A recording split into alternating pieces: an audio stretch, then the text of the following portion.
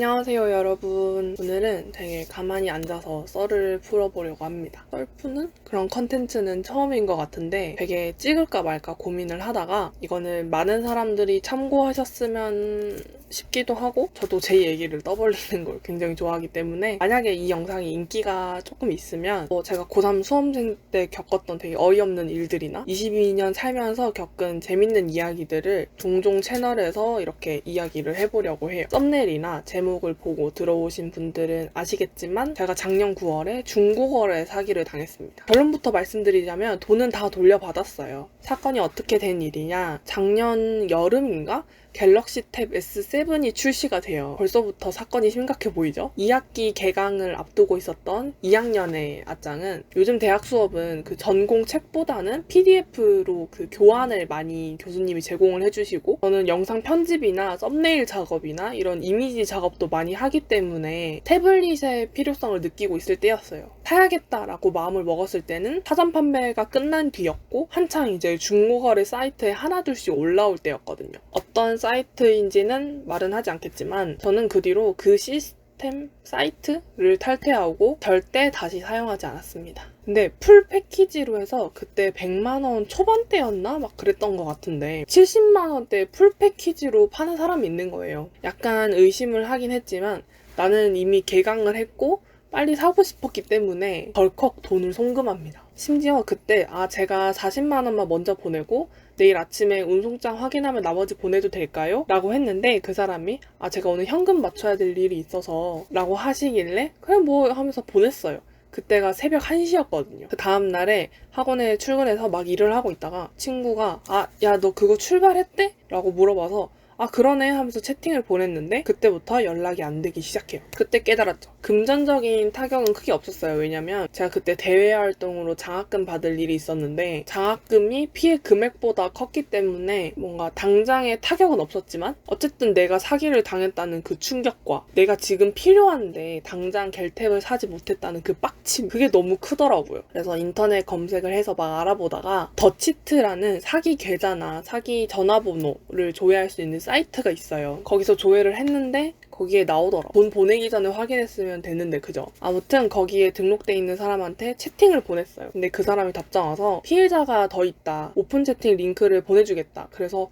뭐지? 하고 오픈 채팅에 들어갔더니 제가 들어갈 때 그 오픈 채팅 참여자가 한 40-50명 정도 있었던 것 같아요. 들어가면서 피해 금액이랑 채팅이랑 이런 것들로 인증을 했는데 제가 되게 피해 금액이 큰 편에 속했고 그 주간에 그 놈이 얼마나 사기를 치고 다녔는지 그 단톡방에 계속해서 피해자가 들어오더라고요. 그 안에서 이제 어떻게 신고하면 되는지 이런 것들 방법을 공유받고 그 다음 주에 채팅했던 거 캡처본 프린트랑 그 단톡방에서 공유받은 피의자 신분증이랑 은행에서 송금 확인서 떼서 경찰서로 갑니다. 근데 혹시 비슷한 사건으로 신고를 하실 분이라면 경찰서에 신고하면 만약에 경찰에서 조사를 하다가 사건이 내부에서 종결이 될 경우에는 재조사가 안 되기 때문에 시간이 좀 걸리더라도 확실한 처벌을 원하신다면 검찰에 고소를 하라고 하시더라고요. 아무튼 그치만 저는 경찰서가 더 가까웠기 때문에 경찰서에 서류를 들고 혼자 갔습니다. 그리고 그 단톡방에서는 검찰에 신고하신 분들도 많았고 나중에 나오겠지만 그게 사건이 다 하나로 묶여서 같이 처리가 돼요. 경찰서 1층에서 이제 민원 접수를 하고 4층이었나? 경제사건 담당 부서로 가라고 하시더라고요. 그래서 해당 부서 사무실로 가려고 복도를 이렇게 걸어가는데 정말 내가 범죄를 내가 저질렀으면 억울하진 않지. 내가 범죄를 당했는데도 이렇게 후들거리면서 가야 하나? 이런 생각을 할 때쯤 부서 사무실에 도착을 했는데 사람이 많았나? 그래가지고 사무실에서 접수를 못하고 조사실에 갑니다. 지금 생각해보면 그것도 참 어이가 없어요. 피해자 신분인데 원래 조사실에서 피해자도 조사를 받을 수 있는 건지 아무튼 조사실에 앉아서 진술서를 쓰고 하는데 정말 손이 달달달 떨리더라고요. 그래서 다행히 형사님이 제 민증을 보시고 본인도 울산 사람이라고 말씀하시면서 분위기를 잘 풀어주셨는데 어쨌든 그날 이후로 경찰에서도 별 연락이 없고 그 단톡방에는 인원이 점점 늘어나요. 진짜 거의 그 방에만 한 100명 가까이 있었던 것 같은데 여러 명이 같이 있으니까 정보 공유가 되잖아요. 그놈이 단독으로 한 범행이 아니라 뭐 집단으로 움직이고 이런 단톡방 자체도 몇 개가 더 있고 저한테 사기를 친 피의자가 저보다 한 살 어렸거든요. 그럼 당시 20살이에요. 그래서 막 부모님을 찾아가네 어쩌네 이랬다가 점점 그 뜨거운 분위기가 사그라들면서 단톡방이 조용해지고 겨울이 지나고 봄이 옵니다. 근데 올해 2월쯤부터 갑자기 가해자들이 잡히고 있다. 이런 이야기들이 돌기 시작하고 21년 3월 2일에 대부분의 피의자를 구속하고 나머지 공범을 잡는 중에 있다는 문자를 받아요. 범인을 잡았으면 뭘 해야죠? 돈을 받아야죠. 그때부터 이제 단톡방이 다시 불타오르기 시작하고, 그래서 저도 해당 법원에 전화를 해서 배상 명령 신청서를 어떻게 제출하면 되는지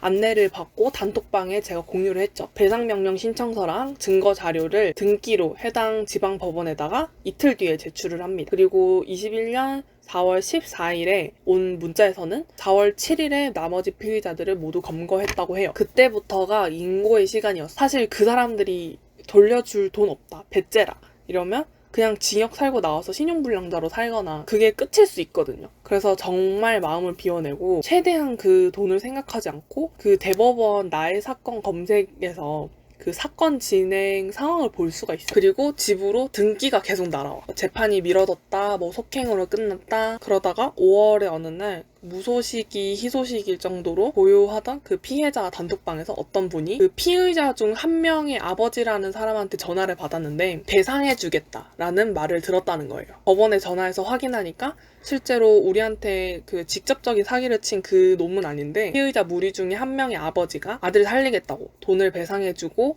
배상 명령을 취하해달라는 부탁을 하시기 위해서 그 피해자 신분 조회를 하셨다고 하더라고요. 그 배상 명령 신청서 제출한 순서대로 거의 그렇게 연락을 받았고, 저도 5월 10일경에 원금 그대로 돌려받고 뭐 돈을 돌려받았으니까 그냥 배상 명령을 취하했습니다. 그 뒤로는 사실 별로 기억하고 싶은 일도 아니고 궁금하지도 않았는데 이제 가끔 그 배상해주신 분 붙인 그분 메일로 반성문 같은 게 오더라고요. 자세히 읽지는 않았고 그 피의자가 8명이었던 것 같거든요. 다 반성한 것도 아니고 걔가 진짜 반성했는지도 모르니까. 그래서 잘 잊고 살다가 얼마 전에 8월 18일에 징역형의 배상명령은 각하되었다라는 문자를 받았습니다. 그 사기치고는 징역이 많이 부여가 된 거다 뭐 이렇게 말을 하시더라고요. 근데 워낙 피해액이 몇 천만 원대였고 뭐 인원도 많고 하다 보니까 그랬던 것 같아요. 그리고 어제 이 영상을 찍으려고